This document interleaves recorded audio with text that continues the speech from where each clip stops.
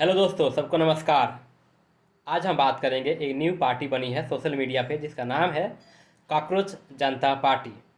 इसके पीछे रीज़न क्या है और इसका मोटिव क्या है और इसका फाउंडर कौन है। तो पहले बात करते हैं इसका फाउंडर कौन है। इसका फाउंडर है अभिजीत दीपके, जो यूएस में है, यूएस में पढ़ाई करता है। और इसका जो दोस्त है अर्पित शर्मा, जिसके पिताजी आम आदमी पार्टी के कार्यकर्ता हैं। एक और लड़का है जिसका नाम है नबी शेख, जो सऊदी अरबिया में रहता है। ये तीनों अभी यूएस में पाए गए थे और वहाँ ये तीनों मिलकर एक इंस्टाग्राम पेज बनाया था, कॉकरोच जनता पार्टी। और इसका follower day by day millions हो गया। और आप देखिएगा इस सबका फॉलोअर कहाँ से है, तो मेनली फॉलोअर इसका है पाकिस्तान से, बांग्लादेश से, नेपाल से और इटली से। इटली नॉट इटली, तुर्की से। और जिन्होंने अपना अपना अलग अलग फ्लैग बना के इसको प्रमोट किया जा रहा है। इसके पीछे बहुत बड़ी साजिश है और रीजन है, आइए समझते हैं।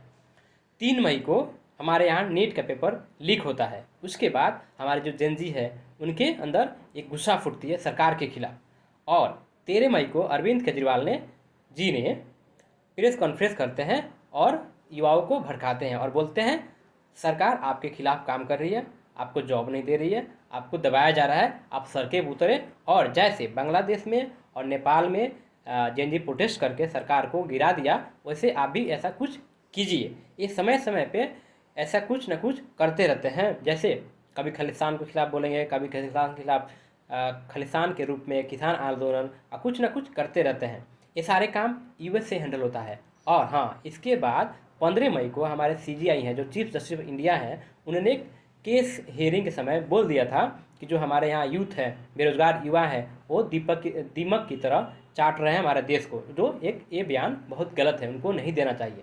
इसके बाद 16 मई को एक पेज बनाया जाता है और फॉलोअर तुरंत बढ़ जाते हैं। तो इससे साबित होता है कि इसके पीछे आम आदमी पार्टी डेफिनेटली जुड़ी हुई है। जो अभिजीत दीपके है, ये 2021 से लेकर 2024 तक आम आदमी पार्टी के लिए आईटी सेल का काम कर रहा था। उसका कम्युनिकेशन, उसका सारा कुछ हैंडल कर रहा था। उसके बाद ये चला गया यूएस और समय समय पे ये अरविंद केजरीवाल से मिलते रहता है। अब बताइए दोस्तों, ये हर काम यूएस से क्यों होता है? जब अरविंद केजरीवाल जेल गए थे तो यूएस से ही टिप्पणी आई थी।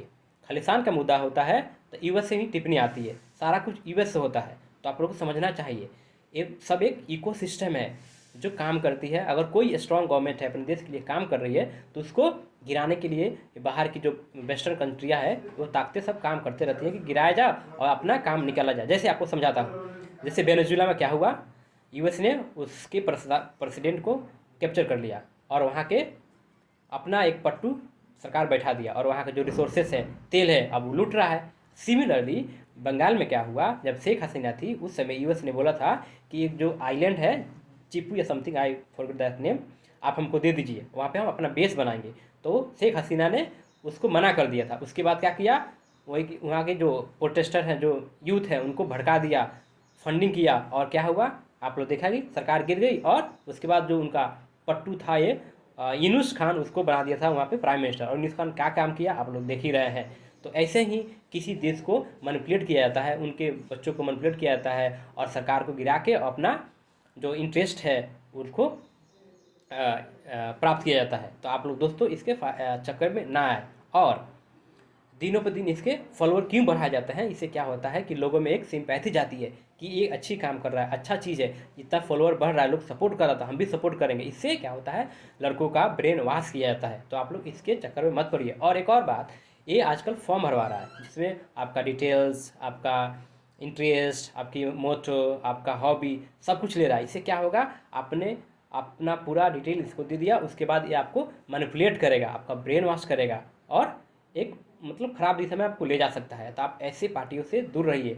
और हमारे यहाँ क्या होता है, हम लोग डेटा पर नहीं विश्वास करते हैं, हम वॉइस पे जाते हैं, हम लोग भावनाओं में बह जाते हैं। सच्चाई क्या है उसको नहीं जानने की कोशिश करते हैं। अभी तो सोशल मीडिया का ज़माना है, आप लोग सब कुछ सच्चाई चेक कर सकते हैं और सच्चाई देखने के बाद ही कोई स्टेप ले, नहीं तो आपकी ये लाइफ में कुछ ना कुछ दिक्कत हो सकता है। और हम लोग लाइक करते हैं, सब्सक्राइब करते हैं, पैसा कमाता है बाहर। जैसे जर्मनी में एक शेफर्ड है, वो साला कुछ ना कुछ बोलते रहता है हमारे कंट्री के बारे में और लोग उसको सपोर्ट करते हैं। लोग उसके बारे में सच्चाई नहीं जानते कि क्या है हमारे देश के लिए, क्या गलत है क्या सही। और जो हमारे यहाँ एक लेफ्टिस्ट इकोसिस्टम काम करता है, जैसे रवीश कुमार और कुछ सो कॉल पत्रकार हैं और जो कुछ अलग अलग पार्टियां हैं वो सब सपोर्ट किया है इसको, और लोगों के अंदर मैसेज भेज रहा है कि ये सब अच्छी है।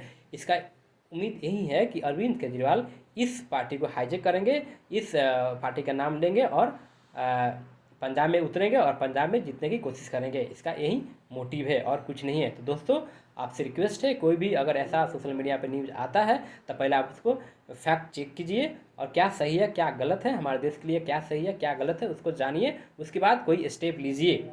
जय हिंद, जय Bharat. Have a good day.